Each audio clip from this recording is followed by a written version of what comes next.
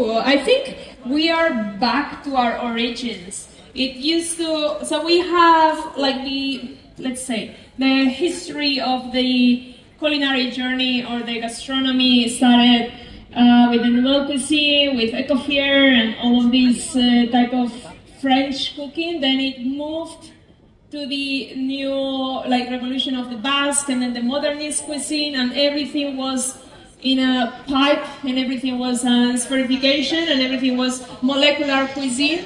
And now we are again, at least as chefs, appreciating the traditions. We cannot forget the traditions. And what is more traditional than cooking over fire?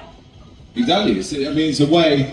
All French pastry was created in wood-fired ovens, wasn't it? Exactly. Everyone is, and still, I think 2/3 of the world still cook over fire. You might want to fact check that, but either way. But it is true.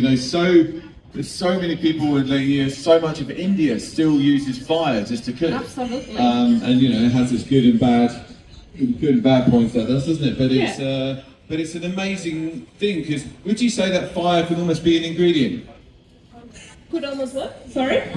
Could fire almost be an ingredient? Oh, absolutely. Like, you will taste the food. The food will taste completely different if you cook over fire than if you cook over a stove, or if you cook over in a pan, an induction. Everything changes the flavors and the smokiness, and the way the food will cook is completely different than on a pan, for example. Is it quite difficult to control fire though? Oh, it is. That's why we have pit masters here. That's why that's a role. It gets a lot of time to master a good fire. It is, of course, it's very different if you're cooking at home than if you're cooking in a restaurant. Like, you really need to keep that fire going and don't make it die. For example, that's what we say. Like, even though it's still hot, like, the cook is looking after the way that the coals are still going, and they are not going to let the fish overcook or undercook, because they can change so much in just a few minutes.